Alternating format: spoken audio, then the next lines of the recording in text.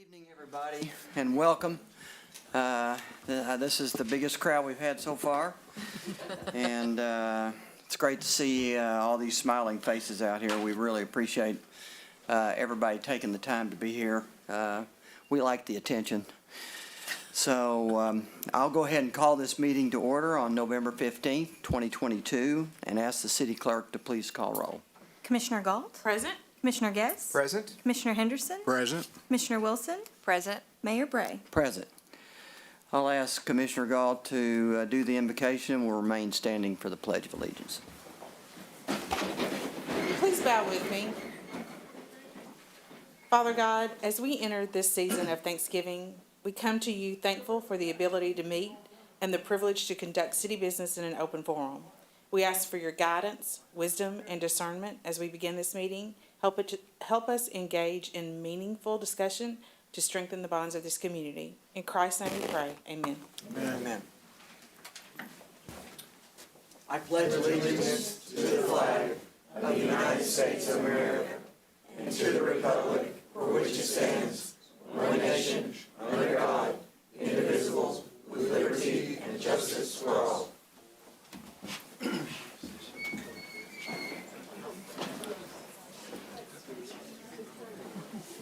Okay, first up, we've got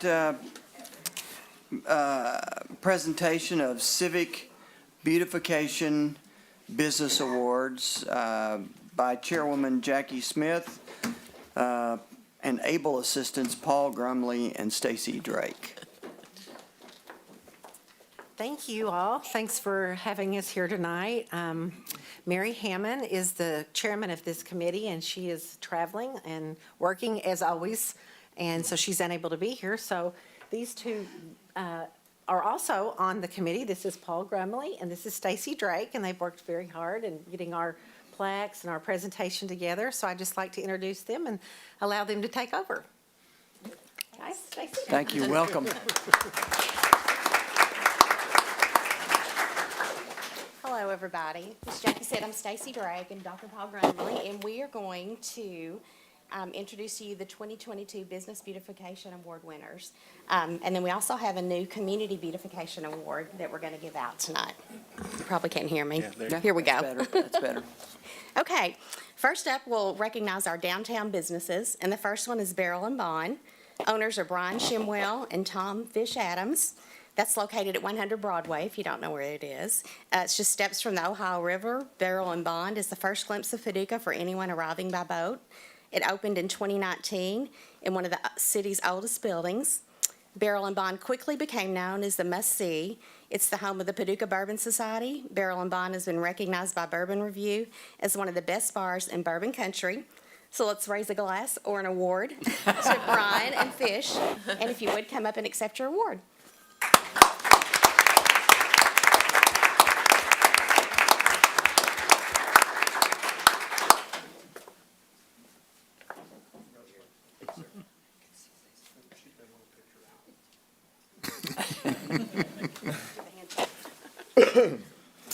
Next up, we have the Paducah McCracken County Health Center, which is operated by the Purchase District Health Department. For those of you who don't know, it's at the corner of 9th and Kentucky. It's always nicely landscaped and maintained by but every fall, the huge ginkgo trees steal the show when their leaves turn a beautiful yellow gold. The dramatic color is one of the most photographed in Paducah. And so congratulations to Kent Coster and your team at the Purchase District Health Department. And thank you for all your hard work and dedication throughout the pandemic. And I think that deserves a round of applause for sure.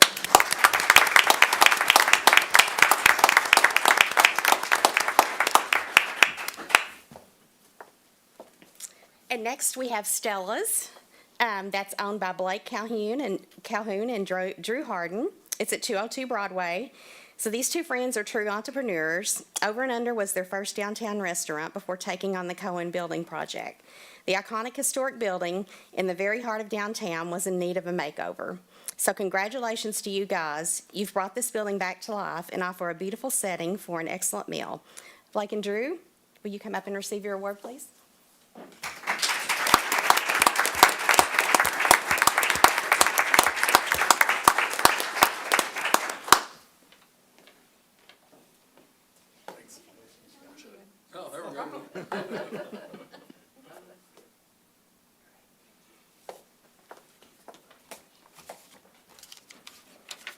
And next we have With Love from Kentucky. It's owned by Karen Harris. It's located at 106 Broadway. And what can you say about someone who chooses to move to Paducah after having a successful B&B business in Alaska? And also, she moved from Yuma, Arizona, where she worked for a convention and visitors bureau. I'm thinking we say welcome to Paducah. You've won the hearts of the community, and congratulations, and please come accept your award.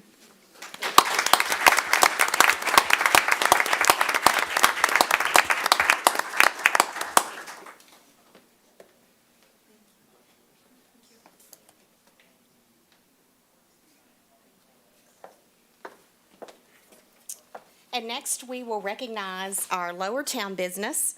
It's the 505. It's located at 505 Martin Luther King Jr. Drive. For those of you that don't know, the 505 is a coffee shop, and it's helped bring activity to this area. It's located right before you turn into the Holiday Inn Riverfront and the Convention and Expo Center. We all know how much meeting attendees and sports fans crave a cup of coffee and a chance to experience a bit of Paducah. Thank you, Jacinda and Raven, for welcoming visitors and locals alike with a great, and that's in all caps, cup of coffee and conversation. Please come accept your award.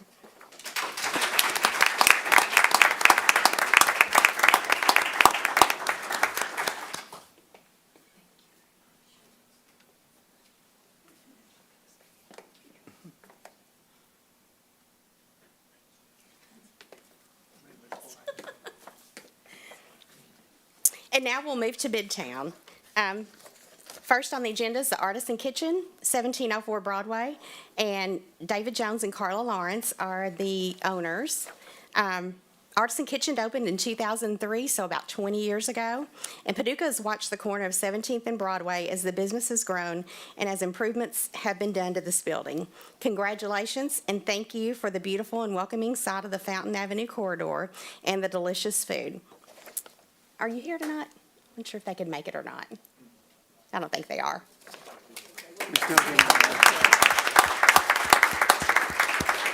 Next on our list is Mr. David Dean, Massage Therapy. He's located at 111 Nom Street. Everyone knows David Dean for his exceptional massages, but did you know David has a green thumb? David told me he takes great pride in creating a fabulous landscape curbside appeal for his customers to enjoy, and he enjoys the compliments it brings. Thank you, David, for coming tonight.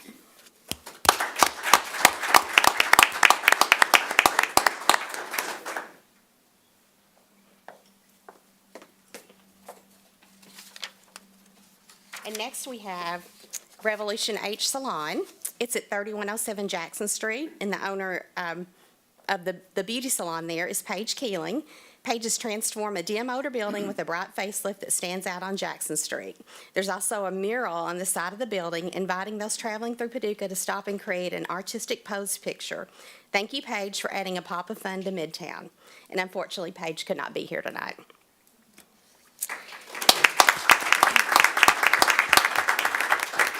And next we have La Bella Plaza with Alberta Davis. She's the owner. It's at 110 Lone Oak Road. Alberta is known for her investments in Paducah, from restoring landmark buildings to preserving favorite homes to building commercial space. La Belle Plaza offers a good location for some of our favorite businesses. Thank you, Alberta and Marshall, for your vision and energy. Come accept your award.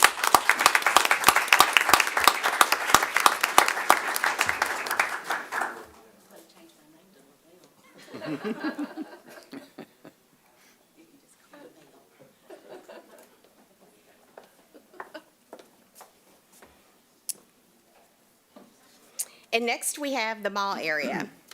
The gym, formerly known as Energy Fitness, is our next business. It's at 3055 North Friendship Road, owned by Jeff James. This new workout facility brings a big city vibe with small town studio and epic graffiti to Paducah. This beautiful new building and walking trail has certainly enhanced the landscape of New Hope Road and the Friendship Road area. Sharon Hills is here to receive the award tonight for the gym.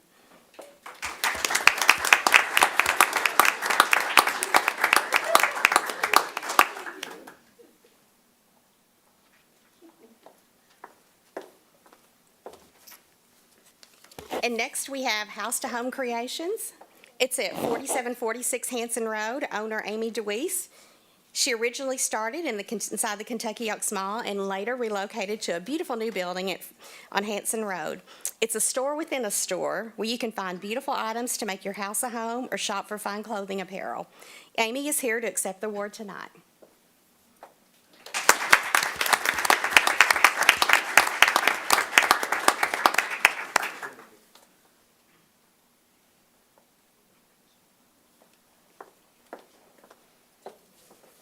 And next, we'll move to our Southside Award, and that is Bob's Drive-In at 2429 Bridge Street. Owners are Neil and Ronna Ward. And if you don't know the history behind Bob's, I'm going to tell you. Neil Ward was a hard-working young man of 19 when he bought Bob Homan's Southside Restaurant in 1978.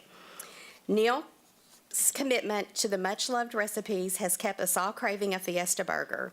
But Neil has also grown the drive-in into a fun, welcoming destination for family and civic events. Congratulations on your 73rd anniversary of Bob's Drive-In.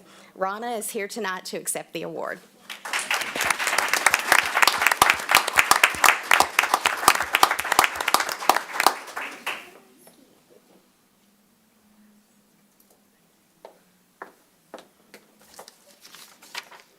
And last but not least, we have a special award tonight. It's the Community Beautification Award. The Civic Beautification Board members realized that there were groups in Paducah who were contributing to the effort to help make our city a beautiful and inviting town. However, they were not being recognized. These groups included nonprofits and local organizations that do not have a brick-and-mortar presence. To say thank you to these organizations and people, the Community Beautification Award was established. The first recipient of the award is Troop 1 Scouts BSA, sponsored by Grace Episcopal Church. Troop 1 is one of the oldest troops in the country, having been established during the first year of scouting in 1911. On each of the federal holidays, the members of the troop and their leadership place flags in the yards of local citizens who support the troop. I'd like to ask the Boy Scouts to come forward to receive your award, and thank you so much for your contributions to the community.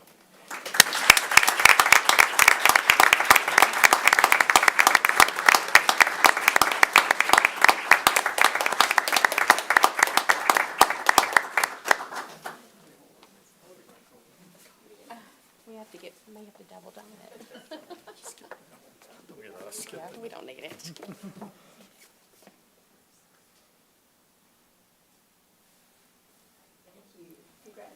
Yes, thank you so much. So that concludes our award ceremony for tonight, and thank you to all the business award winners and Troop 1 for helping to make Paducah a more beautiful place for us to live.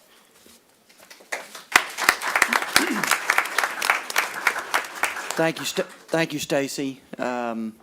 Congratulations to all the winners. And just let me say, compliment the Civic Beautification Board on the work that you guys are constantly doing, trying to call out positive things in the community, people that make a difference, businesses that make a difference.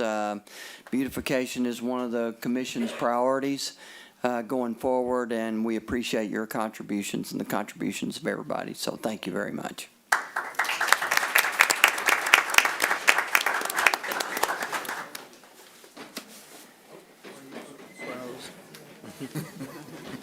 Okay, mass exodus. I won't take exception to that at all.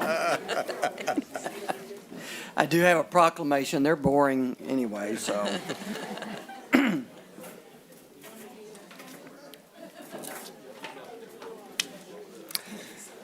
But I found out that the Scouts actually are going to be staying. I think they're working on a merit badge, right? So it's good. I mean, guys can come up to the front row if you want to. It's great to have you here, though, really. Okay, with that, we have a proclamation for Small Business Saturday, and Jeff Cantor is here to receive that on behalf of Main Street. Jeff is the board chairperson.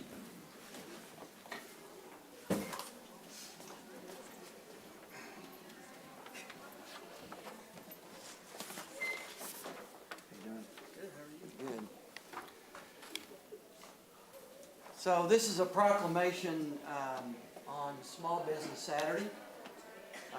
It reads, whereas The government of Paducah, Kentucky celebrates our local small businesses and the contribution they make to our local economy and community.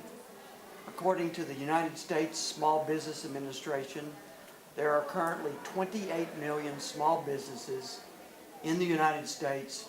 They represent more than 99% of American companies, create 2/3 of the net new jobs, and generate half of private gross domestic product. And whereas small businesses employ 1/2 of the employees in the private sector in the United States, and whereas 89% of consumers in the United States agree that small businesses contribute positively to the local community by supplying jobs and generating tax revenue, and whereas 86% of consumers in the United States have small businesses in their community that the consumers would miss if the small businesses closed, and whereas 93% of consumers in the United States agree that it is important for people to support the small businesses that they value in their community, whereas 90% of consumers in the United States are willing to pledge support for a buy local movement, and whereas Paducah, Kentucky supports our local businesses that create jobs, boost our local economy, and preserve our neighborhoods, and whereas advocacy groups and public and private organizations across the country have endorsed the Saturday after Thanksgiving as Small Business Saturday, now therefore I, George Bray, Mayor of Paducah, do hereby proclaim November 26, 2022 as Small Business Saturday. Okay.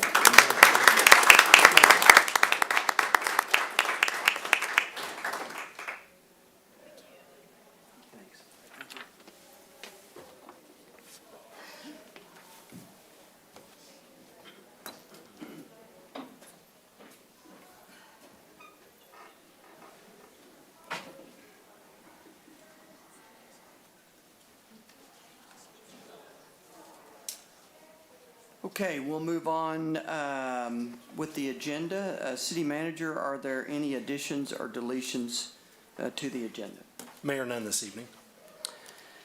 Okay, items on the consent agenda are considered to be routine by the Board of Commissioners and will be enacted by one motion and one vote. There will be no separate discussion of these items unless a board member so requests, in which event the item will be removed from the consent agenda and considered separately. The city clerk will read the items recommended for approval. Would any commissioner like an item removed for separate discussion? So I'll go ahead and ask the city clerk to please read the items recommended for approval. Approve minutes for the October 25th, 2022 Board of Commissioners meeting. Receive and file documents. Appointment of Cheryl Chino, reappointment of Mark Whitlow and Andrew McGlennon, and joint reappointment of Tom Paget, Alexandra Sherwood, and Bill Bartleman to the Paducah-McCracken County Convention Center Board. Said term shall expire June 30th, 2023, June 30th, 2024, and June 30th, 2025, respectively. Appointment of Ashley McMillan to the Creative and Cultural Council to replace Mary Katz, who has resigned. Said term shall expire March 24th, 2024. Personnel actions, a municipal order authorizing the mayor to execute a grant application and all documents necessary through the Kentucky Division of Emergency Management for performance grant in the amount of $100,000 for the purchase of an emergency generator for Fire Station Number 5. A municipal order authorizing the purchase of dumpsters, lids, and replacement parts in the amount not to exceed $130,000 from Waste Equip through the Houston-Galveston Area Council for the fiscal year 2023 for utilization by commercial businesses within the City of Paducah, and authorizing the mayor to execute all documents related to same. A municipal order authorizing the mayor to execute a contract with Axon Enterprises Incorporated in the amount of $55,610.85 for the purchase of an interview recording system for 3 interview rooms at the police department. So moved. Second. Please call roll. Commissioner Galt? Aye. Commissioner Guess? Aye. Commissioner Henderson? Aye. Commissioner Wilson? Aye. Mayor Bray? Aye. Okay, we have an emergency ordinance. We have to approve a change order on an emergency ordinance. I'm going to let our city manager tell us about it. You want to read it first, Madam Clerk? Sure, if you go ahead and read it. A proposed motion that the Board of Commissioners introduce and adopt an emergency ordinance entitled, an ordinance approving a change order to the agreement for demolition services with Mike Good Excavating to increase the agreement to a not-to-exceed amount of $80,000 for emergency partition demolition services to the Catterjohn Building located at 1501 Broadway, ratifying the city manager's declaration of an emergency and execution of said change order and declaring an emergency to exist. Said ordinance is summarized as follows. In this emergency ordinance, the City of Paducah approves change order number 1 to the agreement with Mike Good Excavating to increase the agreement to a not-to-exceed amount of $80,000 and ratifies the city manager's execution of the declaration of emergency. So moved. Second. Mayor and Commission, you'll recall that it was necessary for the city to execute life-saving measures on the property there at 1501 Broadway, known as the Catterjohn Building. We did that in anticipation of a cost estimate of $60,000. However, as the expenses have been incurred on that, they did exceed our initial estimate on that. We couldn't wait until we had all of the invoices in to effect that initial emergency order. And so that's why the request tonight is to come back. And we've got most of the invoices in at this time, but we're asking for it to not to exceed amount of $80,000. We anticipate that that will probably be about $5,000 less than that, but just in case something unforeseen, so we don't have to come back and do this again. That's our anticipation. It is not any additional efforts or work that was done from what you previously approved. It's just that as the invoices have come in, the costs exceeded those initial estimates. I guess one of the things that I would emphasize is this was a partial demolition. And it was only the rear side of the building that we were forced to demolish. So there is still a good amount of the structure still standing. So Yep. do any of the commissioners have any questions or comments? Okay. Go ahead and call roll then. Commissioner Galt? Aye. Commissioner Guess? Aye. Commissioner Henderson? Aye. Commissioner Wilson? Aye. Mayor Bray? Aye. We have we have two ordinances to introduce tonight. So I'll ask the city clerk to go ahead and read the first one. A proposed motion that the Board of Commissioners introduce an ordinance entitled, an ordinance amending Chapter 70, Section 70-5, Rules of Conduct for Recreational Areas, and Section 70-32, Public Parks, Playgrounds, and Recreational Areas Available to the Public of the Code of Ordinances of the City of Paducah, Kentucky. This ordinance is summarized as follows. This ordinance amends Section 70-5, Rules of Conduct for Recreational Areas of the Code of Ordinances to clarify wording related to approval of special event permits and update park services to Parks and Recreation. Additionally, this ordinance amends Section 70-32, Public Parks, Playgrounds, and Recreational Areas Available to the Public to remove Linnell Park, add Dolly McNutt Plaza, and correct Brooks Park to Brooks Stadium and Park within the list of available parks, playgrounds, and recreational areas available to the public. So moved. Second. Good evening. This is just a basic update to the language to make sure that we're actually current in the ordinance as we are practicing. So the Linnell Park property was transferred earlier this year. That's no longer a park. And so we wanted to make sure we removed that from the list. And when we were looking at that, we noticed a couple of other things that hadn't been updated yet, so we took an opportunity to update those. Any questions? None for me? Awesome. Okay. Everybody okay? Thank you. Thank you, Amy. So we'll move to the second ordinance, and I'll ask the city clerk, please read it. A proposed motion that the Board of Commissioners introduce an ordinance entitled, an ordinance of the City of Paducah amending an ordinance entitled, an ordinance establishing the City of Paducah transient room tax. This ordinance is summarized as follows. This ordinance amends the transient room tax ordinance of the City of Paducah, Kentucky to expand the definition of the types of establishments which are subject to transient room tax to include cabins, lodgings, campsites, or other accommodations charged by any hotel, motel, inn, tourist camp, tourist cabin, campgrounds, recreational vehicle parks, or any other place in which accommodations are regularly furnished to transient for consideration, or by any person that facilitates the rental of accommodations by brokering, coordinating, or in any other way arranging for the rental of the accommodations. Further, this ordinance clarifies that a transient room tax may not apply to rooms, lodgings, campsites, or accommodations supplied for a continuous period of 30 days or more to a person. So moved. Second. Lindsay, you want to explain this to us? Yeah. So the City of Paducah currently has a transient room tax ordinance on the books, and which allows for us to collect transient room taxes on short-term lodgings like hotels. We have an interlocal agreement with McCracken County that allows them to collect that on behalf of the city and the county, and then they remit the city's portion to us. The city's transient room tax is 4%, which is allocated with 3% going to the Convention and Visitors Bureau and 1% going to the Convention Center Corporation. And then the county has a 6% transient room tax.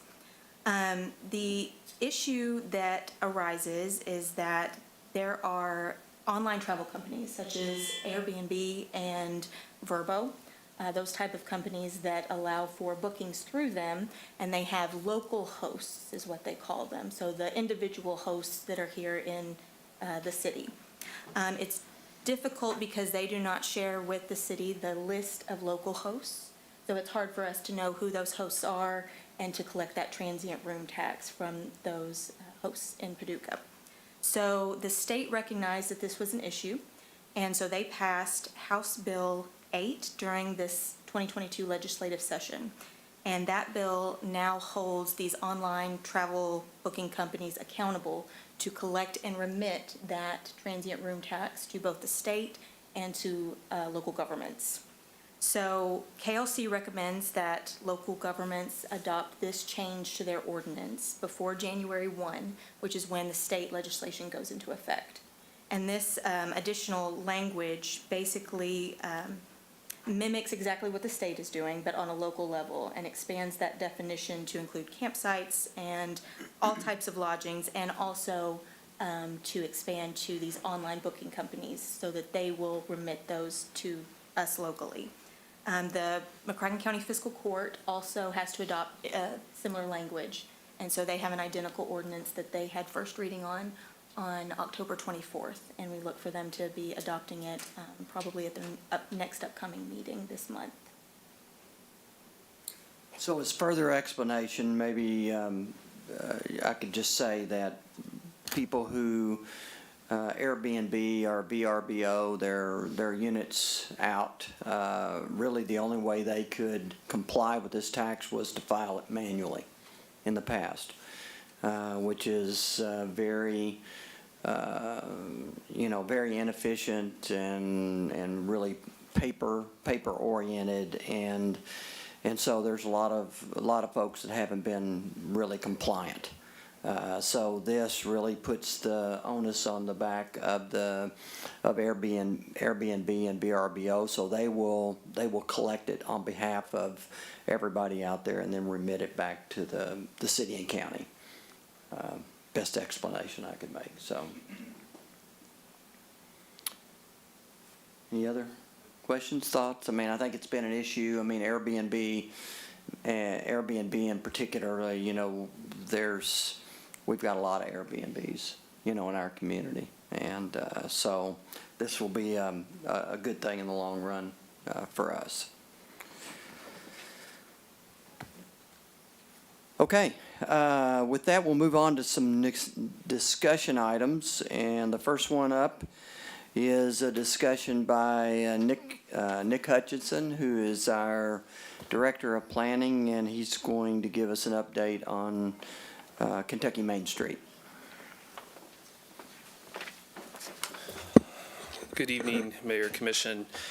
Before you tonight is a memorandum of understanding with Kentucky Heritage Council, who operates our Kentucky Main Street program. And so we do this MOU each year, and it goes through the requirements that we have to meet each year to receive accreditation, which, if you'll recall, we received accreditation in 2022, and we look to continue that. So we wanted to just take an opportunity to provide the board with an update of what Main Street has achieved this year in 2022 and kind of what we have as we move forward. So joining me is Jeff Cantor, Board Chair of Main Street, and also 7 of our Main Street board members. So I don't think we had that. The MOU? Is it in here? This is just a discussion. Okay. That's on him, not me. Because he wrote what I'm about to say. So thank you for letting me be here tonight, Commission and Mayor. Paducah Main Street is dedicated to giving a vibrant downtown experience by promoting historic preservation, economic growth, and creative placemaking for downtown. Paducah Main Street brings together a diverse array of people to do the work that we do. It's the place-based revitalization that makes Paducah Main Street effective and downtown Paducah what it is today. And we stand on the shoulders of those who came before us, Carol being one of those. So we want to thank all of our previous directors and board members and all that over the last 30 years or so. We're excited to now have a full board consisting of 9 downtown stakeholders, 7 of whom are here tonight. We recently completed board training last week and development in partnership with Kentucky Main Street, and are in the process of building out our organization, promotion, and economic vitality committees. And design committee has been active for quite some time now, and working through transformation strategies for 2023. We experienced a lot of successes in downtown Paducah in 2022, and I'll just share a few of those with you. 13 new businesses, with several more in the works, were started in 2022, and that's pretty incredible, with only 1 closure. This growth has resulted in over 40 new jobs created, which in turn helps support the local economy. We have had over 10 new residential living units added and more planned for 2023. More than $2 million in private investment has been made in the district, and 10 real estate transactions have occurred. We have also hosted successful promotions such as our cocktail trails, fall festival, and downtown live events. Our monthly merchant meetings on the 2nd Thursday of every month have averaged around 40 attendees, which is incredible. The first one I went to this year, I thought I was in the wrong place because there were so many people there. It was unreal, and it's been exciting to see that happen. As we look forward to 2023, we're going to focus on our greater attention on Upper Broadway, so from about 3rd or 4th Street up to 7th Street, to reduce the number of vacancies and support preservation of historic structures and economic development. We look to build on this foundational year that we've had, and we continue to find new and innovative ways to revitalize and support small businesses in downtown Paducah. Again, I would like to remind everyone of the importance of shopping local, as we just had the proclamation, as local businesses and services are the backbone of our community. And as a small business owner in this community, I echo that. We would not exist without the support of our local community. So on behalf of all small business owners, thank you.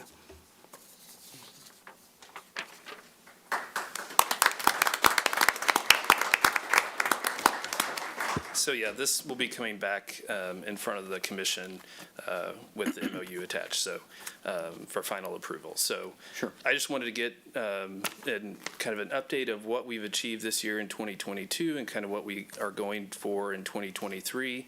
And I would like to keep this on a quarterly basis just so the community is aware of what we have going on in downtown and the success that we're seeing.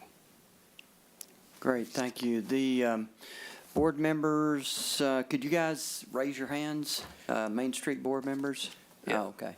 Jeff Cantor, Carla Berry, Lucas Bramer, Whitney Wallace, Brian Shimwell, Jessica Rumsey, and Craig Newbern.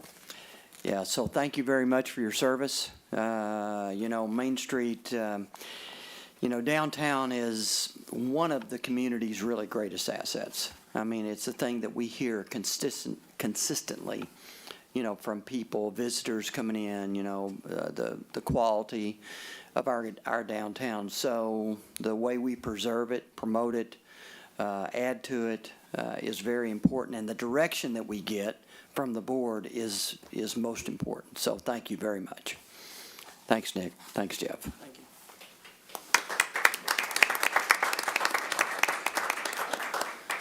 Okay, the next discussion item is an update on stormwater. This is a very exciting topic, I know for many of you. And that's only because it hasn't rained much the last 6 months. But Rick Murphy's going to give us an update on the work that we're doing to mitigate our stormwater issues here in Paducah. And so, Rick, the floor is all yours. Thank you, Mayor, Commission. Forgive me for trying to get this thing slideshow from the beginning. Okay. Yeah, a picture's worth 1,000 words. I noticed in item D this evening, your priorities are going to be discussed, and it's very hard for me to try to describe the progress that we're making, so I figured some before and after pictures would be more beneficial for you as well as the viewing public to see some of the things that we're doing around town.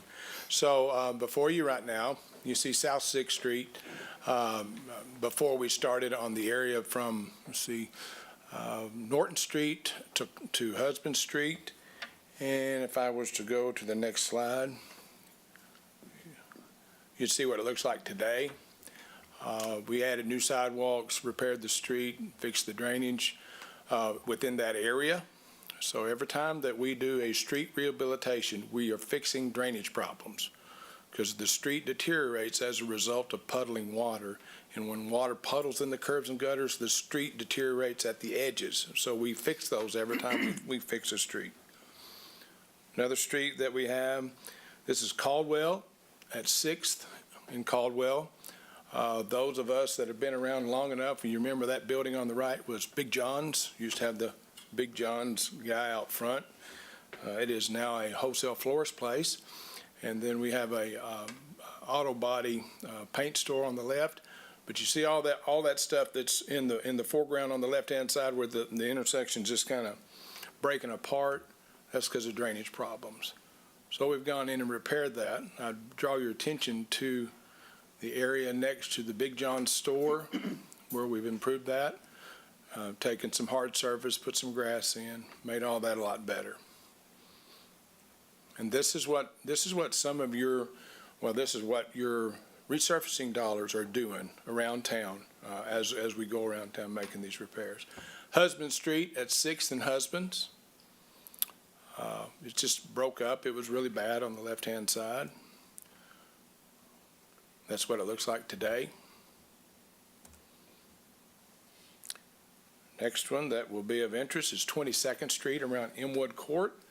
We've got an area here that's to the right was a ditch that didn't drain, and then to the left is a ditch that didn't drain. And of course, we're making the improvements on 25th Street and also Brooks Stadium Drive. That is where this picture is taken, looking back at 22nd Street. So we're like, we need to fix this with Brooks Stadium as well.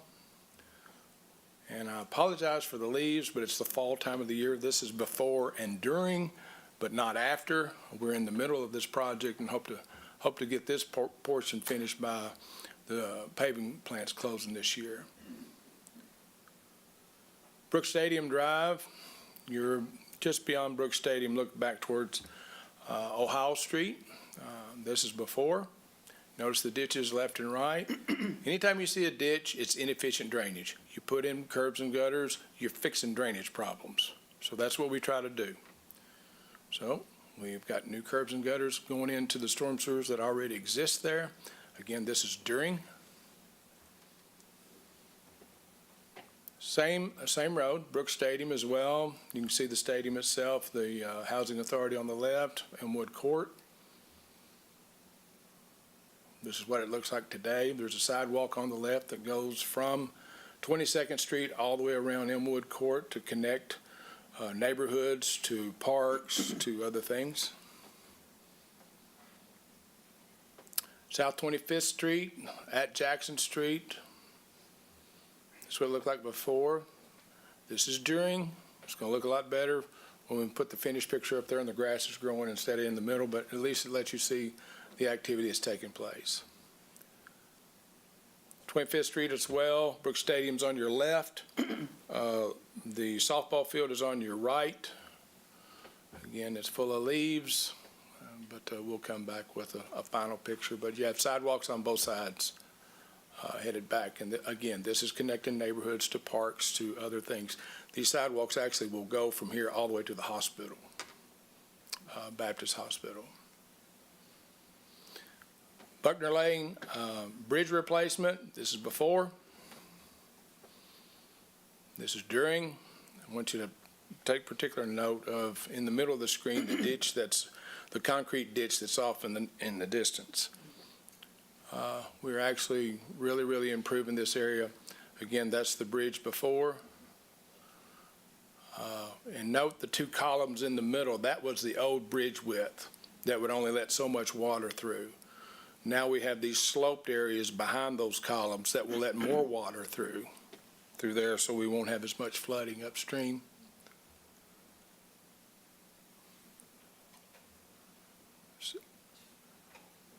Same bridge, just different angle. That ditch I told you about before is releasing. When will that be completed? Before Christmas. Before. We're targeting everything before Christmas because the paving plant's closed. Okay. This is Oak Crest, and I want you to take a special note to the guardrail that's going around there. You see how it's all bent up? And, well, everybody's car that would go around there, either their driver's side door or their passenger side door is all tore up too as well on that. So this ditch was so close to the road that we didn't have any room really to move it. So we extended a box culvert.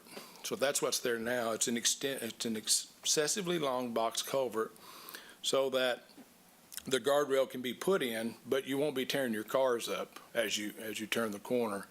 Plus, we've taken riprap, taken that out, and put a concrete lined ditch in that is a much more efficient, which makes water flow more efficiently, unimpeded, and you'll have a whole lot less maintenance here. If I go back a couple of pictures, you see the beaver dam that's being formed on the left-hand side of the picture. By lining the ditch, those things go away. That means that our team doesn't have to go out there and clear it out as often. So that's a lot of the activity that's going on right now as far as your drainage money, your ARPA money that's being spent for of the $6.4 million. This is a lot of the application of that. And when we're finished with that, we'll be complete with as much of that. I mean, we'll have very little of that ARPA money left. I just noticed you're talking about ARPA money too. We are. It's next up. Yeah. Any questions or comments from commissioners? No, looks good. Looks good, yeah. So the asphalt plants will actually be open all the way up until Christmas? They stay open as long as they can, and what happens right now, Mayor, is everybody's rushing, and so they're working overtime because when they close, they stay closed until April. So everybody's pushing to get their asphalt done, and it happens every year. Okay. All right, well, thank you, Rick, for the update. We appreciate it. Okay, the next item on the agenda is, as Rick introduced, a discussion on ARPA fund allocations, and I'll turn it over to our city manager. Thank you, Mayor. Mayor and Commission on the screen, audience on the screen, you have a high-level overview of our ARPA funds, and then also, Commission, you have that in front of you.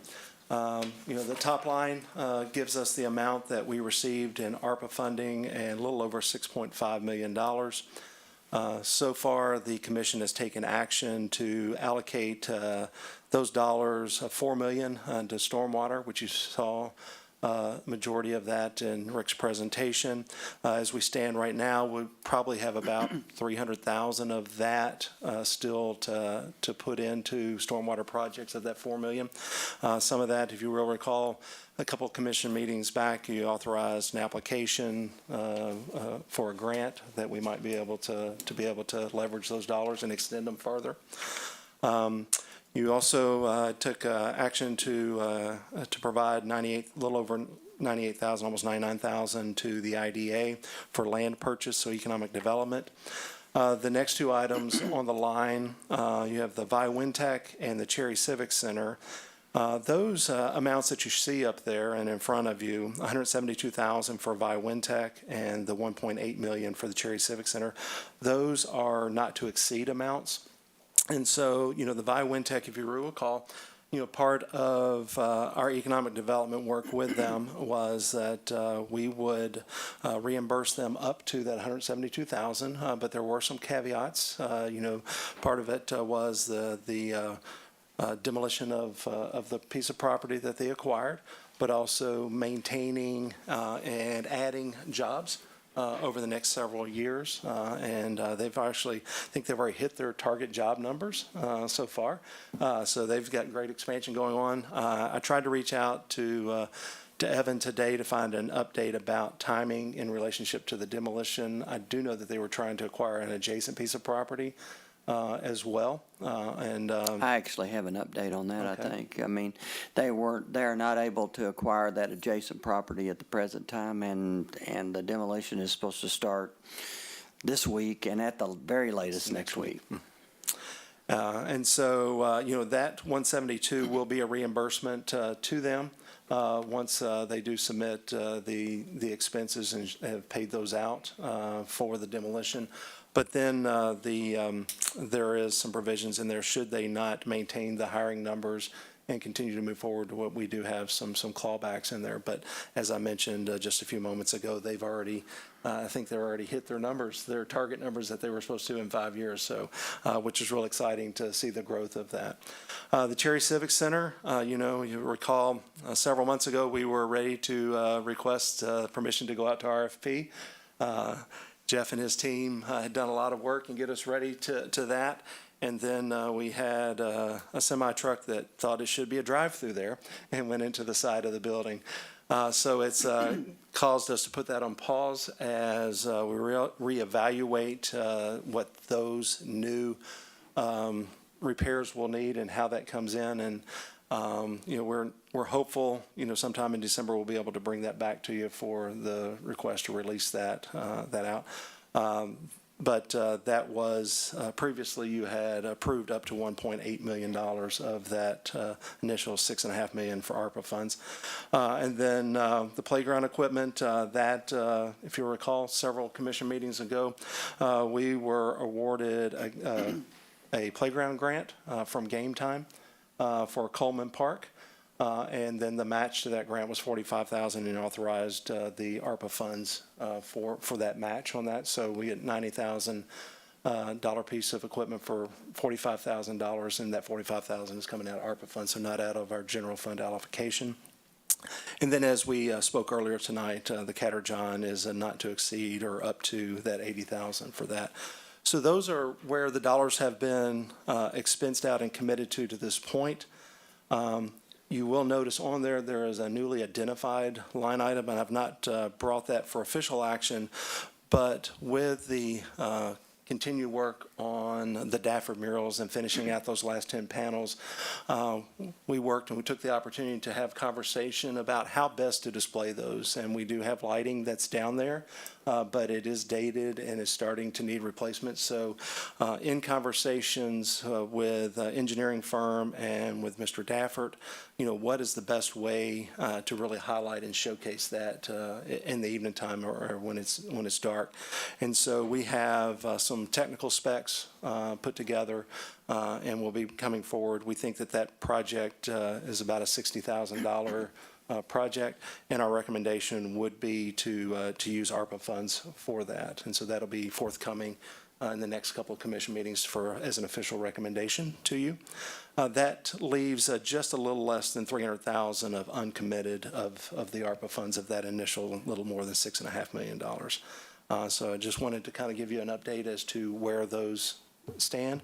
Let you know that under the guidelines for ARPA, all the funds have to be obligated by the end of 2024.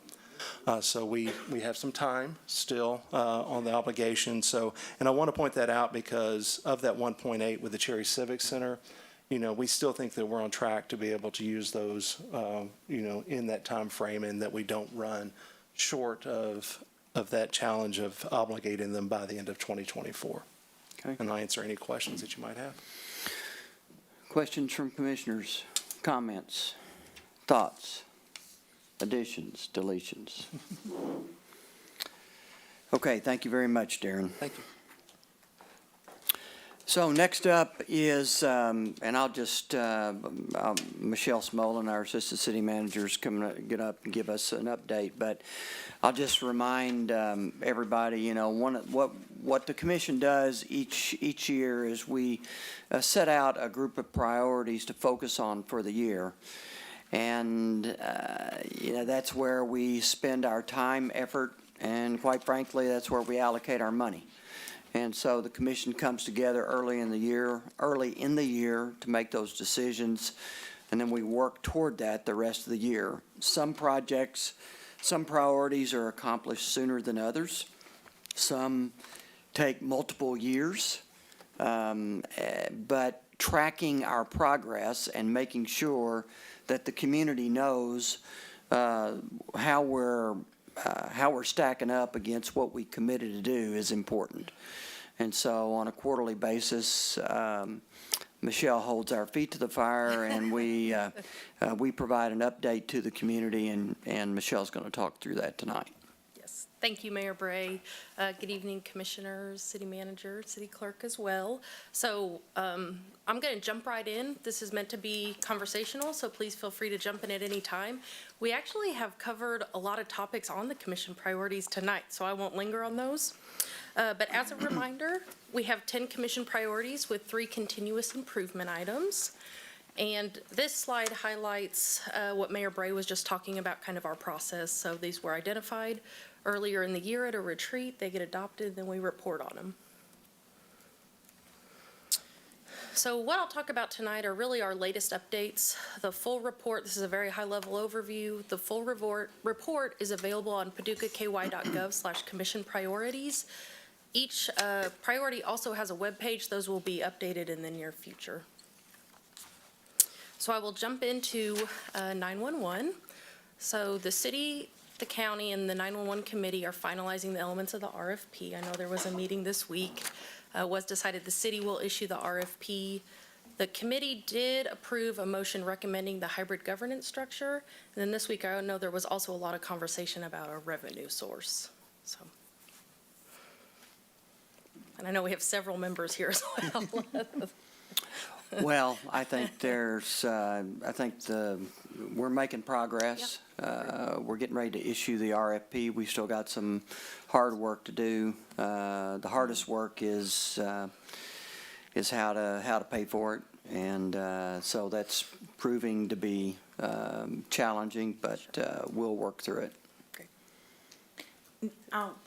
During commissioner comments, I'll address that. I don't want to stop your flow now, but we'll talk about that later. That sounds great.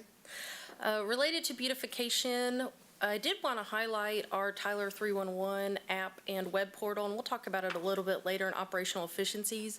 But through October, we've actually had 900 total requests come through. 700 of those have actually been for brush pickup. So people are really using it to get their brush picked up, which is also an operational efficiency by making it easier without having to call in, and save staff time because it goes, can put straight into a work order. With civic beautification, I know the mayor has been working with that board a lot. We're obviously here tonight, providing awards to several members of the community. They have renewed their focus on looking at the Dogwood Trail signage, the City Hall fountain, and then also the maintenance around welcome signs to the city.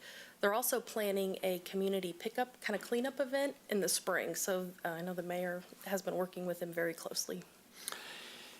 Yeah, that's a committee, I've mentioned this before, that's a committee that's been in place for a long, long time, doing a lot of good work in the community. And over the last couple of years, I've been working closely with them to try to focus on the right things and maybe expand a little bit the responsibilities.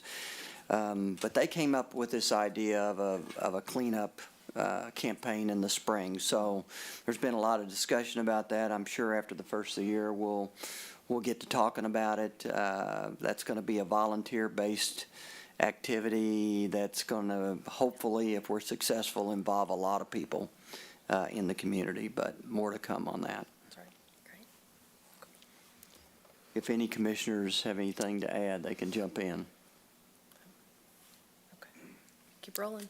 Keep rolling. Related to community growth, we are working on updating the comprehensive plan jointly with the county.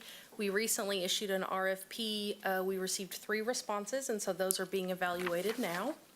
We've also had 6 successful remote worker recipients, and then we've had several discussions internally as recent as this week or last week on what are the next steps and how does that program evolve.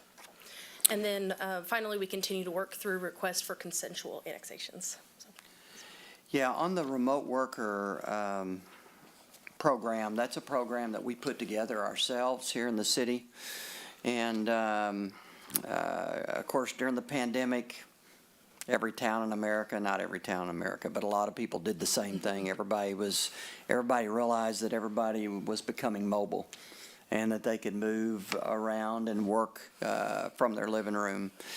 And so there's a lot of programs out there, but we've identified a company that we are evaluating that we're going to be following up with who would really help us kind of build out this program. They've got a kind of a master website, and they work with lots of different communities, and so we've got some work to do, but we're going to be talking with them pretty soon and determining really if they've got a value add for us. But at first blush, it seems like there's an opportunity to improve what we're doing there. Related to operational efficiencies, I hinted at this earlier, and really what we're focusing on tonight is our technology enhancements. So we just recently launched property tax online payments and have been successful with that. And there's a lot of hard work that went into that. We also are testing the electronic permitting platform. We have a number of members of the community. They're actually working in it like a live environment, submitting their permits, paying invoices, that type of thing. But we wanted to, since the permitting process is so complex, we really wanted to make sure that it was thoroughly tested and get some feedback so that we can make changes before we roll it out to the whole community. So that's going well. We've gotten some great feedback and have been able to make some adjustments. We also continue to work with the technology department on reorganizing their department. We have a lot of needs in GIS, so we're trying to figure out what makes sense for us to keep in-house and what is more efficient to have someone work on these, single projects. And I will just mention that when we talk about the permitting platform and rolling that out, that is something that also that we've been working with in our support of Mayfield and their recovery efforts, and working with them submitting that, using that platform as well. So we are taking advantage of it. We may have asked this question before, but when we decided to change software systems, ERP,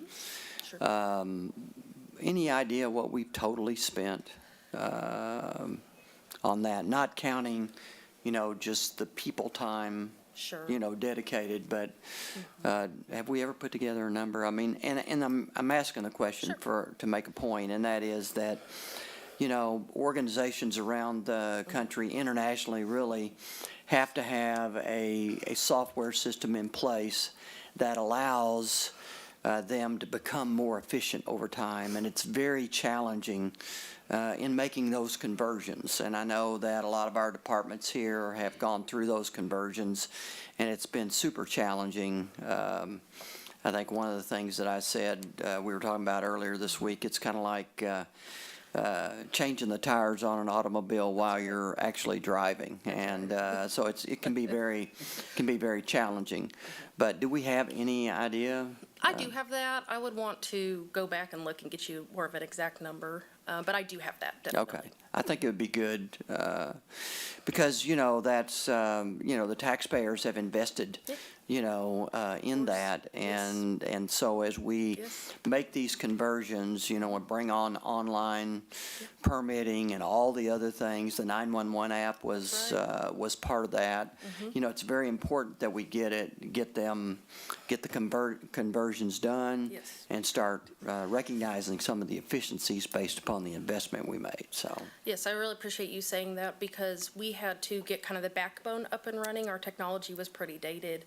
So we had to get the backbone up and running, and now we're finally at the point where where we can roll out all of these exciting online platforms, online payments, electronic permitting, Tyler 311. So this, to your point, this has been a number of years of work to get to this. And so we're finally kind of reaping the benefits of that, I think. Great, thank you. You're welcome. Okay. I won't hit on downtown too much since we just heard the Main Street Board presentation. Obviously, they've hosted several successful downtown fall events, and this is really about supporting our downtown businesses as we gear up for the city block development. I will say, my 9 net new businesses, I think they have some more updated information than I do, so it's great news, it's actually going up. So look for that in the next one, but I think I have a little bit more dated information. So very exciting. Yeah. Are any of those businesses, perhaps African-American businesses, whether it's 9 or 13, are any of them? I do not know that question. I don't know if Nick does. Do you want to come up? Or do you want us to, was that something you want to get back to them? Isn't there at least one? There's at least one that I know of. We have at least two minority-owned businesses off the top of my head. Okay. One of the new ones is a minority-owned business. And, to that point, Commissioner Henderson, we had this minority business initiative that the city supported. It was driven, through WKCTC. They had a lot of success with it, but, there's lots of work left to do. So There's not even an idea then what we might look like in 2023 with minority-owned business. Is there a plan to attract? So I would answer that by saying we've had discussions with Wayland Development, which they would like to focus on that, but we have not developed a plan ourselves with the city, to try to attract that. So, I spoke one of those nights, and I know Melanie did too, and maybe even more than that, to the minority business. So there may be some opportunity to reach out to those businesses to see the ones that attended that minority business training. There was like multiple weeks of it on every step of how to open a business, to meet with them for some opportunities. yeah, we could connect with, that's a good point. There was a large group of people that attended all of those forums out there through WKCTC. So we could reach out, we could get email addresses and reach out and ask if anybody's interested, that's one step we could make. And there is a new one on Kentucky that just graduated from our this cohort. But I don't know if that's considered downtown there on Kentucky, the beauty supply. Probably not, really. So I know that that's Is that just minority owned? Yes. Okay. That's just opened as well. Okay. Yeah. What are they? All types of beauty supplies. Okay. Clothing. It's right in there by Grace Episcopal on Kentucky, the back of Grace Episcopal. Okay. All right. No, I wasn't aware of that. And, we can definitely share some information as well about our downtown grants, because we have a lot of grant opportunities. So in the follow-up, that could be type of information we share as well. It's not hurt to get that word out more about what's available. I'm good, thank you. And I know that you have some incentives for all your businesses. Yes. Do you mind kind of recount just a couple of those incentives? Yeah, sure. I know we have the roof stabilization program. We have a facade grant. We have an upper story living incentive. And I think there's one more. I think there's 4. What's it? New business. Yeah, new business grant. So there's several, and they all work a little bit differently. But if anyone is interested in it, I know our planning department would be glad to meet with the business owner and talk through What those. is the new business grant? Do we offhand? Do you know? Why don't you join me, Nick?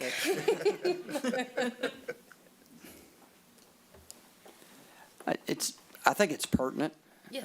We've been talking about Main Street. We're talking about growing, and I'm just kind of. I could look it up, but Yeah, so the new I'd business rather make you grant, talk. the new business grant provides financial assistance to help with startup cost associated with, starting a business. And so it's a 50-50 grant, and it's based off of the square footage that they're occupying. Okay. And so it's based on fund availability.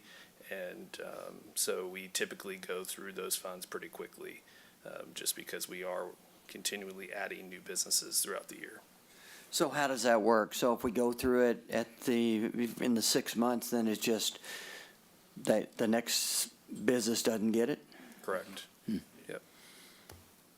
And so Main Street is going to be looking at our incentives and making sure that they're effective for today's market in downtown, and being more strategic and trying to encourage reinvestment in Upper Broadway. Okay, I think that's probably timely. Yep. And also maybe Main Street could have a discussion about minority business at the same time, and just kick it around, and we could look and see about what some other cities are doing, Yep. get ideas, and Yep. so. Yeah, and you were referencing We Are Family on Kentucky, just on the other side of Branch Out. So they're outside of Main Street, but we do acknowledge them and engage with them. Okay, any other questions? I'm good. Thank Questions, you. anybody? All right, thanks, Nick. So moving on to housing, Mayor Bray and I talked a lot about this just this week. The Southside Committee will be reviewing residential grant opportunities, some ideas we've drafted around, I think, beautification and stabilization. And he really would like to see that brought to the board, ideally by the end of this year, so we can start talking about it. Also, on that same, in the same area, we have several community partners focusing on new housing in the Jeton neighborhood area, kind of springboarding off of the Dunlap apartments and trying to grow that area. So, please. Yeah, so we've been talking about this, so I think the commission needs to see a proposal. I'm in a timely manner about what we're going to do. I was asked to go out to McNabb today and meet with the principal and their administration. And essentially, kind of the long and the short of it is, over the last 10 years, they've seen a significant drop in the student population because of housing, because there is not the housing that's needed, for students, and they're indicating that Morgan's going through the same thing. And in fact, I'll be in touch with all of you all. They're going to invite all the commissioners to come out and sit down, have a meeting, and talk about that. And I told them that I felt like you guys would want to do that, so you'd be up to snuff on it. But so this housing thing is something that we've got to take it to the mat and come up with something, so that we can talk about it and sink our teeth into it, and come up with some incentives that help attract housing. I think help incentivize people who want to fix up their homes, and I just think it's a small thing. It's not the answer. There's many answers. I mean, economic development is very important to our community, but this is one cog in the wheel. So Absolutely. I know during our priority discussion, back January or whatever, we talked about it really from all areas of housing, all price ranges, that we need more. It's also being addressed, and it's a statewide problem. It's a problem across the country, but it's also a statewide problem that's, I think, in League of Cities priorities for 2023, Kentucky Chamber priorities for 2023, about how to be addressing that. And so I think that we need to be looking at all ways to do it. If it's helping developers to bring, local developers to expand what they're doing here, if it's helping the Alliance of Neighborhood to be building more houses, whatever we need to be doing, I think we're moving quite fast enough, and so if there are things that we can do, we should be. I've met with McNabb before. They came to me, it seems like 2 years ago, about their concern about houses being torn down and the things that were happening to impact the number of students in their school. I think the principal, you're right, it's been 2 years at least. I think the principal, McNabb, approached me, as did perhaps all of you, about this issue. And so it's just kind of been hanging out there. So, I think moving forward with something would certainly be in order. So they mentioned, one of the things they mentioned was that there was a lot of empty lots, you know, in the general neighborhood around that area. And I hadn't really driven around and seen that, or I hadn't noticed it myself, you know, but I don't know who owns the lots. I assume maybe the city doesn't. We might in some cases, but they may be owned by other people. But you're right, Commissioner Wilson, we need to look at all elements of that. I know we gave worked with the Habitat for Humanity on a lot, but they really only build one house at a time. So even though, and it was supposed to be in some of these areas where they need the housing for families. Well, Paducah Alliance for Neighbors, Paducah Alliance of Neighborhoods, they, you know, they've done great work, but they only do so many homes a year as well. And so we need to figure out how to accelerate things. Okay? Thank you. So with minority inclusion, we do have our Human Resources Department that's collaborating with PDAB, and they have kind of a neat initiative going on where they are coordinating with other HR professionals in the area to develop a training, and it looks like it's going to be around recruitment and retention for our local companies here. So that's kind of a neat new initiative they are working on.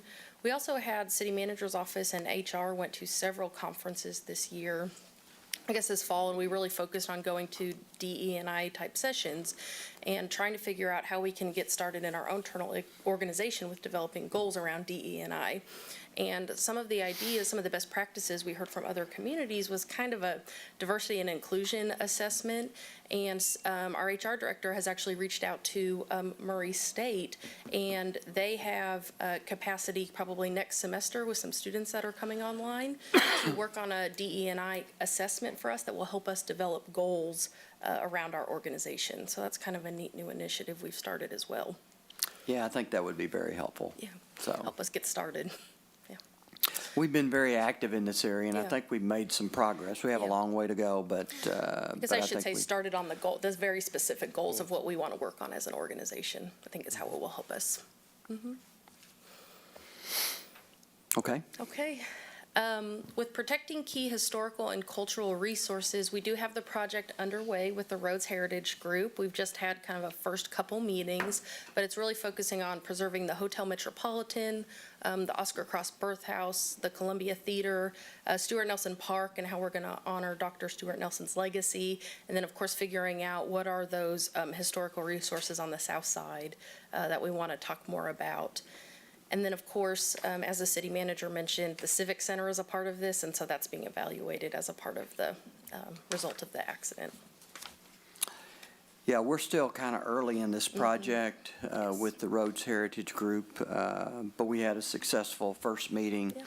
As you say, we've had a couple of meetings, but in identifying, you know, the assets, making sure that we have a plan on what to do. I mean, it's we have plenty of work left to do on it, but we're in process. We are. We started. Okay. Everybody okay? Move. Talking about the south side, we've really been focusing on the Parks and Recreation in the area. They have held 8 Southside Steering Committee meetings. There was a recent community engagement event in Coleman Park that had a great turnout of over 200 participants.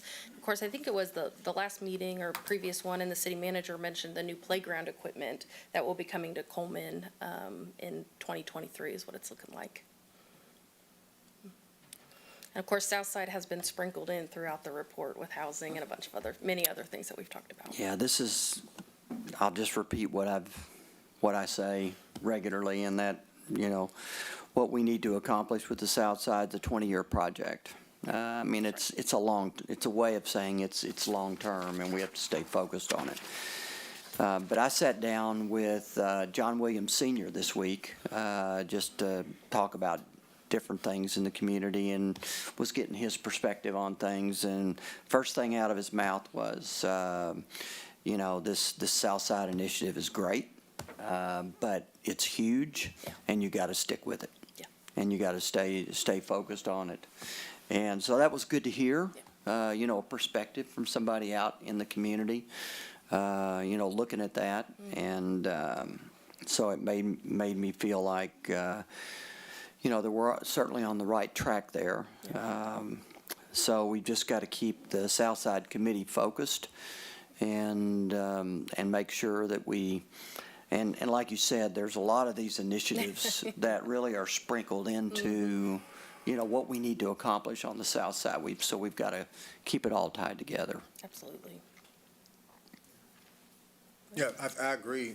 That's one of the things that I've heard as well, is that someone called me Wednesday, and that's one of the things they said, you know, stay focused on the south side. Right. Stay focused on the south side. It is a huge project, and I think that, in all honesty, we've made some progress. I think some things have been done, and I think people are noticing. And while people know that things aren't going to happen overnight, they are also appreciative of the fact that we're doing something. And I think that's what's important, that we're doing some. Coleman Park really looks good. I mean, what the things that I'm seeing in Coleman Park, I mean, it's good. It looks good. It looks good. And so I think that we just, like you said, stay focused and keep driving forward with this. Make it happen. Great.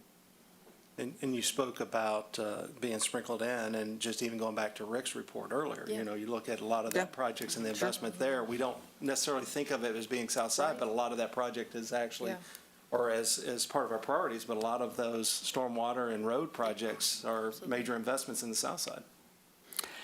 And, you know, I think we're getting ready to go through the budget process, you know, in the spring for the next fiscal year. And I think that the way that we allocate funds toward these projects, whether it be housing or any other, I mean, that's very important. You know, we kind of have to put our money where our mouth is. And so, you know, we want to make progress on the south side, so we're going to have to commit investments for that in one way or the other, so. Okay. I guess this may not be the time to talk. Nobody wants to talk about it much, but we've been putting so much time and energy in the south side, but I just thought I'd throw out there that there's some other sides that need attention as well. Sure. Okay, bring it up in January. That's right. Oh, it's already in my notes. Okay, go ahead, Michelle. Also, related to trails and bike paths, this is something, you know, the mayor talked with a group of us, and what we're thinking is at a future commission meeting, providing an opportunity for community input related to kind of bike paths and bike lanes and what we'd like to see in the community. So we're looking at having an off-site commission meeting and would like to use that opportunity to have some community input related to bike paths and lanes in Paducah. Yeah, so if we can pull this off, what I would suggest is that we try to make sure that we get some people, we'd be very intentional about getting the right people to the meeting so that we can talk about it. Talk about what people are, what people are thinking. You know, just get community input. This is something that made the list this last January. It's very challenging. We really need to have a long-term plan. If we're gonna develop more bike paths, we got to lay out. We can't do anything without a plan. So we've got to sit down and decide where we want to focus, and of course that's going to require funds. But I think the first step is to make sure that we've got community input on some things, and that we're not missing something. I mean, from my standpoint, being a lifelong cyclist, you know, I see the flood wall, the extension of the bike path on the flood wall as being, you know, a great idea, but I just don't know how practical that is. But I think we need to get input from, there's a lot of people that, you know, that not only cycle, but walking paths. And so I think it's important to get community input. So we're going to focus on that at a meeting shortly after the first of the year. Yeah. Yep, that's great. And to your point, a lot of the work being done right now is we're focusing on the build grant and connecting that to downtown. So we're in a great stage to start talking and thinking about planning that next phase and what does that look like. Okay. Finally, these are our continuous improvement items.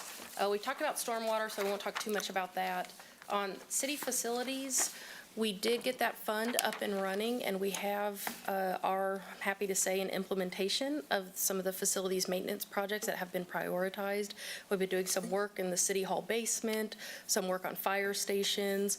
We'll likely have some work on Alley Morgan coming up, and then I know there's some needs at the recreation center. So the facilities group and the directors have been great at meeting with us, prioritizing and actually getting some of those off the ground. So, you know, sometimes the hardest thing is getting started, but I'm glad to say that we are starting projects. And then with the outdoor sports facility, so of course the ILA was signed recently, I think in September, and so the city is fully participating in the working and design groups. And I didn't know, City Manager, if you wanted to add anything more. Yeah, we're having weekly meetings as the working group, and then also the initial larger group of design are scheduled on those weekly meetings. So Thursday mornings are really dedicated for Amy and I to be participating in those as the city's representatives. Okay. Thank you. Thank you very much, Michelle. Okay, we'll move to comments, and we'll start with comments from City Manager. Mayor and Commission, just one item for just reminder for you on the 22nd of this month. And we've talked about the downtown and that being the heartbeat and the heart and soul and the build grant and a lot of stuff that's going on there. The 22nd at 5 p.m. we will have a community holiday lighting event. That'll take place, the new Christmas tree downtown, the Santa house is being brought back. The public may have already seen that already put in place. Some of the lights have been turned on and just starting to look a little bit like Christmas, but on the 22nd, we're really look a lot like Christmas in the downtown area. I think it's a big deal. We've got a new Christmas tree. Yeah. I want everybody to know that. It is a big deal. I've gotten complaints about that other one before. It's a new one. It's going to be beautiful. And that's, excuse me, Darren, but I mean, feedback I've gotten from the community the last couple of years since I was elected was, the downtown Paducah needs to look like Christmas. And so I commend, everybody. We went out and bought a tree. We're going to light the train, right? Yep. Okay, we're going to light that. Yep, the lights are there. And so we got lots going on. So hopefully people enjoy coming downtown, enjoying the lights, and hopefully shopping. So. And so that'll be on the 22nd at 5 p.m. The official throwing of the switch to commemorate that will be at 5:22, but we'll have some music performances leading up to that. And so, again, that is normally or would have been a normal commission meeting night. We will not have a commission meeting on that night, but at 5 p.m. I want to remind the public and invite the public to join us downtown as we do the holiday lighting, the official holiday lighting. And, just commend our team, on all the work that they do day in and day out for our residents and our public. You heard a lot of that, a lot of time and effort Michelle's put into and working with our team to get that priority for you. And then, was proud to participate in the first graduating class of the Kentucky Fire Commission as we had 6 new fire recruits a lot of the leadership on the fire department and myself were able to go to Greenville and celebrate that. And so we're always glad that was class number 1. So they set the bar pretty high. We had some award winners out of our crew in that, and so excited about that and look forward to them being long-term team members for City of Paducah. Anything else? That's it. So before I turn it over to comments from any commissioners, I just wanted to mention, it's probably hit the news wires today, but barbecue on the river. Whitney was here earlier, but she just left. But they announced their fundraising total for this year, and they came in. It was $447,000. Which is very much in line with previous years. That was raised for charities, on behalf of charities. They provided, you know, a very detailed list of where that money, how it was, who it was raised, who it went to. They also provided participant feedback. Yeah, they put a survey out, and so all of their vendors had the opportunity to provide feedback on this year's show, tell them whether or not they would be back next year. The vast majority are yes, are going to be back. There's some great comments in here, and we were able to give some of our feedback as well from a city perspective, and they're already thinking about and beginning to plan for 2023. So we had a successful barbecue on the river. I feel really good about it. It was the first year. There was a, you know, few snafus. We all are aware of those, aware of some areas where things can be improved. But, you know, I would say they're on it and really thinking about barbecue on the river in the long term, not just for next year, but we talked about, you know, for years to come. So they've got that in focus. So it was a really, really good meeting today. Okay, comments, Commissioner Wilson? No. Commissioner Henderson? No, thank you. Mr. Gass? I'm looking forward to seeing what Carol's gonna say about 911. Commissioner Galt? Well, I just thought that given it was a top priority and we were discussing it and it was mentioned earlier and we had a meeting yesterday, I would give you all just a brief update as to where the committee is and what you need to be thinking about here in the future. Chairman Kevin Caulfield is here tonight as well. I think he just kind of dropped in to see what the conversation might be.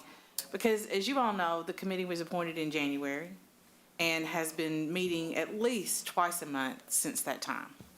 So they're beginning to experience a little bit of committee fatigue, I think, probably. And they want to get a recommendation to both bodies. But the next meeting is November 28th. And they've worked really hard. I think Chairman Caulfield would agree that they've worked really hard just to get the RFP almost to the point where it should be let within the next 2 weeks, don't you think, City Manager? That is our intention. And so then came the recommendation for governance, and I think everybody's in agreement with that.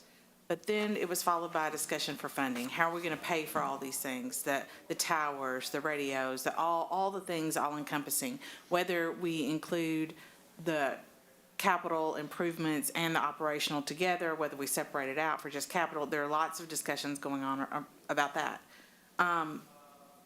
We originally had just debated doing something with a water meter and doing that countywide because it seemed to be a fair way to do it. But yesterday, Commissioner Jones kind of floated the idea of something with a water meter, a parcel, a fee on parcels, in addition to an electric meter. It starts to get very confusing, or it did at least for me, but that is a conversation that they're starting to have. And I think that when that comes back to you, that those are something that you need to be thinking about. In addition to that, the other thing that Commissioner Jones said that he would like to see is an annexation agreement. He would like for us to enter into an annexation agreement as part of this together. And his thought process was a portion would go to the county, a portion would go to the city, and a portion would go to IDA. You know, it's hard to discuss all those things just in idea form. So we asked him if he would put all that in a letter and send it to us that I could forward on to you all so we could see what your appetite is, if you will. He had sent one about 2:30 this afternoon, but I had not had an opportunity yet to read it and make sure it's got enough information, which I'm sure it does. He's very thorough, but I wanted to make sure that it was everything we talked about, nothing was left out before we disseminated it all to you. But that's where we are, and if you have any questions, I'll be happy to answer them if I can. Chairman Caulfield would do this. Okay. I told you they were getting fatigued. Is that the first time that's been brought up, that subject, as far as 911? That in order to do whatever this agreement? It was the first time that I recall it being brought up publicly. I would say yes to the whole committee, yes. There was, in the letter that was sent today, there was a reference to something of June of 2022, a proposal of June of 2022. That may you may be more familiar with that than I am, Mayor. I didn't really have any recollection of that, but Yeah, Commissioner Jones sent me something in June, just out of the blue.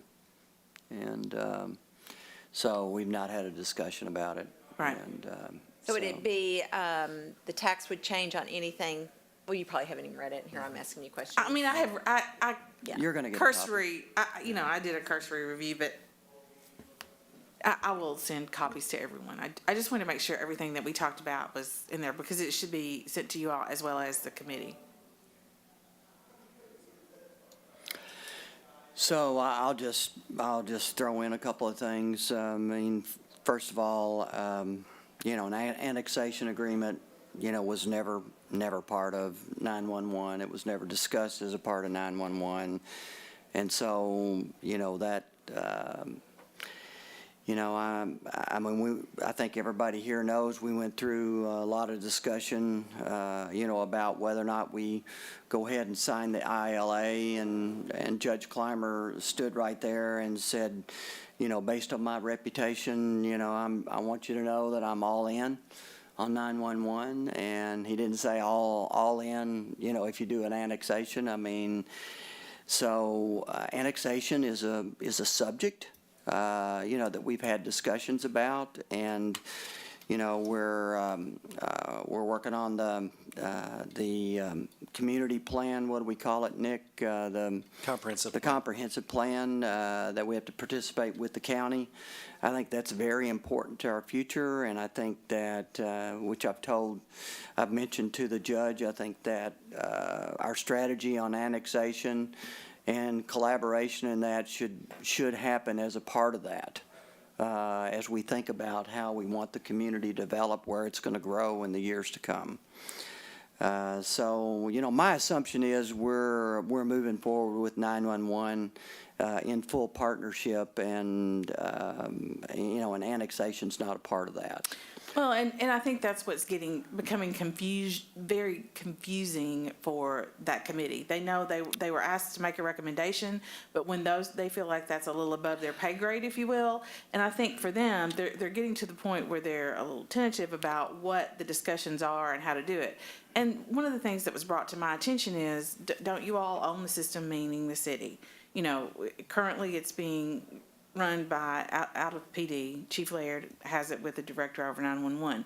Those things keep coming up, but we have agreed that we would like to partner. We entered into an MOU because we think that's what's best for the community. But as it was pointed out to me, which was very accurate, we currently own the system, we're currently taking care of it. We do have the means and own a way to get it done and paid for without the county's help. I don't think any of us want to do that. But as we continue to talk about it and it continues to be belabored, what's happening is the community's not getting what it needs. And if we were to pull the trigger today, it would be 24 months before we're up and running in a new system. You all have experienced drop. I mean, there are lots of things. We've all experienced it. So I think we're to the point where we've got to have strong leadership step up, and the mayor and I talked about it. Sorry. Go ahead. I agree with you, Mayor. Annexation was never part of the discussion. They all committed that for us to trust them, that they were all in, that they would be working with us. So I think we just have to look at how we can keep it from being delayed over and over and over by new topics coming up that seem to sidetrack it. My recommendation to the committee is that they are charged with making a recommendation, to both bodies, and I think they need to move forward. The committee needs to move forward and make those recommendations, and there's 5 members on a committee. And so I think it's hard work, but the work of pulling together, differing views and getting people's input, make sure everybody gets their say, and make sure that every single person, has input on the strategy and the path forward is important, and I think that's the charge of that committee. And any type of annexation agreement would not be addressed by that committee. No. It would have to be addressed by this one. So your committee that you're working on, and thank you very much for your service on the 911 committee and for doing that, is not to tell the city about annexation. Correct? Am I summarizing that right? Say it again. I don't know if I can. But I don't think that's their committee's responsibility to tell the city Right. anything about annexation. And I don't disagree with you at all. I was between a rock and a hard place yesterday, frankly. And I tried to be very tactful in maintaining my role as a committee member, but also a part of this body with the judiciary. You know, it gets. Right. And I understand the thought process, but that's just really not where it needed to be. But it deserved to be floated in front of you all and get some feedback. So I was thankful that was on the agenda tonight so we could do that. Appreciate you bringing it up. Thank you, Commissioner Gold. You're welcome. Does anyone else have any comments on anything at all? You sure? I'm positive. Okay. Okay, I believe we have an executive session, so I'll ask the city clerk, please read the motion. A proposed motion that the board go into closed session for discussion of matters pertaining to the following topics. A specific proposal by a business entity where public discussion of the subject matter would jeopardize the location, retention, expansion, or upgrading of a business entity as permitted by KRS 61.8101G. So move. Second. Call roll. Commissioner Galt? Aye. Commissioner Guess? Aye. Commissioner Henderson? Aye. Commissioner Wilson? Aye. Mayor Bray? Aye.